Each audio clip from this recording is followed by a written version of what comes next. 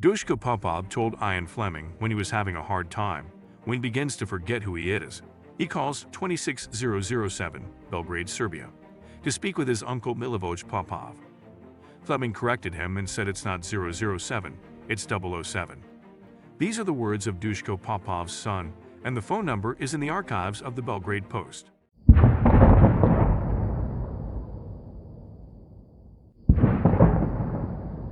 Hello, Bond fans.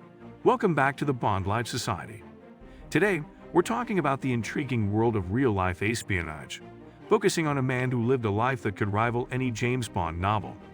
Meet Dusko Popov, the man who not only played a crucial role in World War II, but is also believed to be an inspiration for Ian Fleming's iconic spy, James Bond. Let's uncover the fascinating story of this enigmatic figure. Early life. Dusko Popov was born in 1912 to a Serbian family in Titel, Austria-Hungary, today Serbia. He had an older brother Ivan, Ivo, who later also became an agent, codenamed Dreadnought, and a younger brother Vladan. The family was very wealthy and owed its fortune to Popov's paternal grandfather, Omer, a wealthy banker and industrialist who founded a number of factories, mines, and retail businesses. They hailed from the village of Karlovo. Records from as early as 1773 describe them as the most affluent family there. Popov's father expanded the family's business interests to include real estate dealings. When Popov was an infant, the family left Titel and permanently relocated to their summer residence in Dubrovnik, which was their home for much of the year. They also had a manor in Belgrade where they spent the winter months. Popov's childhood coincided with a series of monumental political changes in the Balkans. In November 1918, Austria-Hungary disintegrated into a number of smaller states, and its Balkan possessions were incorporated into the Kingdom of Serbs, Croats, and Slovenes, renamed Yugoslavia in 1929. The newly established Serb-led state was plagued by political infighting among its various constitutive ethnic groups, particularly Serbs and Croats, but also Hungarians and Germans. The young Popov and his family enjoyed a luxurious lifestyle and were far removed from the political turmoil in the country. They boasted a sizable collection of villas and yachts, and were attended by servants, even on their travels. Dusko and his brothers spent most of their formative years along the Adriatic coast, and were avid athletes and outdoorsmen. Popov's father indulged his sons, building a spacious villa by the sea for their exclusive use, where they could entertain their friends and host expensive parties. He was also insistent that they receive a quality education.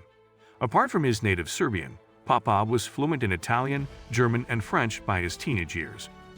In 1929, Dusan's father enrolled him into WWII Castle, a prestigious preparatory school in Surrey. After only 4 months, he was expelled following an altercation with a teacher. He had previously endured a caning at the teacher's hands after being caught smoking a cigarette. Another caning was adjudicated after Popov missed a detention, and so as to evade further punishment, Popov grabbed the teacher's cane and snapped it in two before his classmates. Popov's father enrolled him at Lycée Haute, a secondary institution in Versailles, which he attended for the following 2 years. At the age of 18, Popov enrolled in the University of Belgrade, seeking an undergraduate degree in law.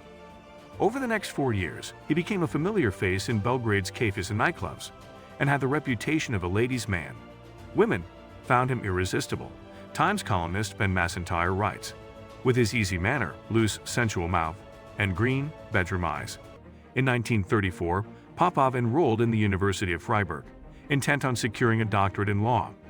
Germany had only recently come under the rule of Adolf Hitler and the Nazi Party, but at the time, Popov paid little regard to politics. He had chosen Freiburg because it was relatively close to his native country, and he was eager to improve his German language skills. Popov began his studies at the University of Freiburg in the autumn of 1935, and in subsequent months began showing greater interest in politics and voiced his political opinions more vigorously. Around the same time, he befriended a fellow student, Johnny Jebsen, the son of a German shipping magnate. The two grew close, largely due to their raucous lifestyle and a shared interest in sports vehicles. In 1936-37, Popov began participating in debates at the Ausländer Club, which were held every other Friday evening. He was disappointed that many foreign students appeared to be swayed by the pro-Nazi arguments espoused there. Popov discovered that the German debaters were all hand-picked party members who chose the subject of each debate beforehand and vigorously rehearsed Nazi talking points.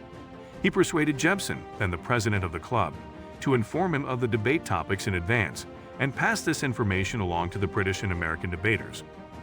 Popov himself delivered 2 speeches at the club, arguing in favor of democracy.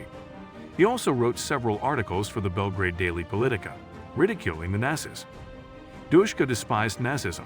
Biographer Larry Loftus writes, and since he wasn't German, he believed he owed no allegiance to Hitler or the state. In the summer of 1937, Popov completed his doctoral thesis and decided to celebrate by embarking on a trip to Paris. Before he could leave, he was arrested by the Gestapo, who accused him of being a communist. His movements had been tracked by undercover agents beforehand, and his acquaintances questioned. Popov was incarcerated at the Freiburg prison without formal proceedings. When Jebsen received news of his friend's arrest, he called Popov's father and informed him of what had occurred. Popov's father contacted Yugoslav Prime Minister Milan Stojadinovic, who raised the issue with Hermann Göring, and after 8 days in captivity, Popov was released. He was ordered to leave Germany within 24 hours, and upon collecting his belongings, boarded a train for Switzerland. He soon arrived in Basel and found Jebsen waiting for him on the station platform. Jebsen informed Popov of the role he played in securing his release. Popov expressed gratitude and told Jebsen that if he was ever in need of any assistance, he needed only ask.